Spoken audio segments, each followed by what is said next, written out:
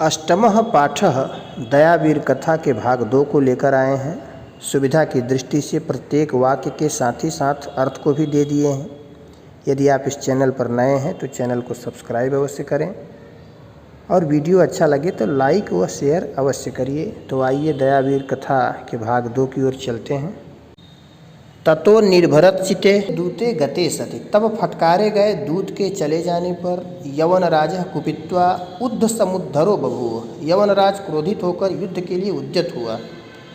एवं उभयोरपि बलयोर युद्धे, इस प्रकार दोनों सेनाओं के युद्ध में अर्धावशिष्ट सुभटे यवन सैन्य दुर्गे ग्रहीतुम अशक्य, आधे बचे सैनिकों वाली यवन सेना के होने पर किले को लेने में असमर्थ यवन राज परावृत्य निज नगर गमनाकांक्षी बभूव, यवनराज अपने नगर लौटने की इच्छा वाला हुआ।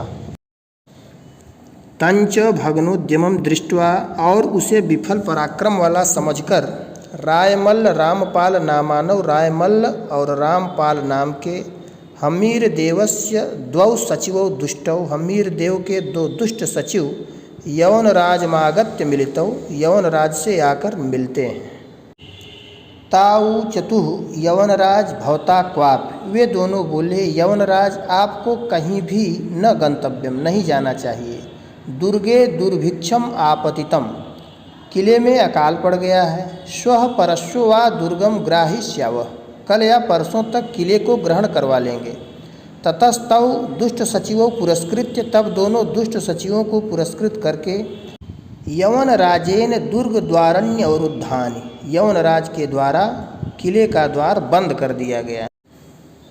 तथा संकटम दृष्ट्वा हम्मीर देव स्वसैनिकान प्रत्युवाच, संकट को देखकर हम्मीर देव अपने सैनिकों के प्रति कहा, रे रे योद्धारः परिमित बलोप्यहम, अरे योद्धाओं कम सेना वाला भी मैं, शरणागत करुणया प्रवृद्ध बलेनापि यवनराजेन, शरणागत के प्रति दया भाव के कारण बड़ी सेना वाले यवनराज के समम योत्स्यामि, साथ युद्ध करूँगा।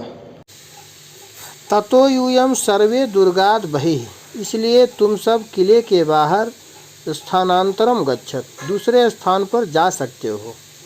ते ऊचुः भवान निरपराधो, वे सभी बोले आप निरपराध। राजा शरणागतस्य यवनस्य करुणया संग्रामे, राजा शरणागत यवन के प्रति युद्ध में मरणम अंगीकुरुते, मृत्यु को स्वीकार कर रहे हैं। वयम भवतो जीव्य भुजः कथम इदानीं भवन्तम, हम सब आपकी जीविका का उपभोग करने वाले कैसे आप जैसे स्वामिनम परित्यज्य का पुरुष पदवीम, स्वामी को छोड़कर कायर पुरुष की पदवी को अनुसरिष्यामः, स्वीकार करेंगे। किंच स्वस्तने प्रभाते, तथा क्या आने वाले कल प्रभात में देवस्य शत्रु हत्वा प्रभोर मनोरथम साधयिष्यामः, महाराज के शत्रु को मारकर स्वामी का मनोरथ सिद्ध करेंगे। यवनस्त्वयं बराकः स्थानांतरम प्रहीयताम, इस बेचारे यवन को किसी अन्य स्थान पर भेज दीजिए। तेन रक्षणीय रक्षा संभवती, इससे रक्षणीय की रक्षा हो सकेगी। यवन उवाच देव किमर्थम ममैकस्य, यवन बोला महाराज किस लिए मुझे एक विदेशिनो रक्षार्थम सपुत्र कलत्रम, विदेशी की रक्षा के लिए पुत्र व पत्नी सहित स्वकीय राज्यम विनाशयिष्यसि, अपने राज्य को विनष्ट करवाओगे। ततो माम परित्यज्य देह, इसलिए मुझको त्याग कर अलाउद्दीन को दे दो। राजोवाच यवन मैवम ब्रूहि यतः, राजा ने कहा यवन ऐसा मत बोलो, क्योंकि भौतिकेन शरीरेण नश्वरेण चिरस्थितम लप्स्यमानम यशः को वा परिहर्तुम समीहते, अर्थात भौतिक एवं नश्वर शरीर से चिरकाल तक स्थायी रहने वाला यश प्राप्त हो रहा है तो कौन उसे छोड़ना चाहेगा।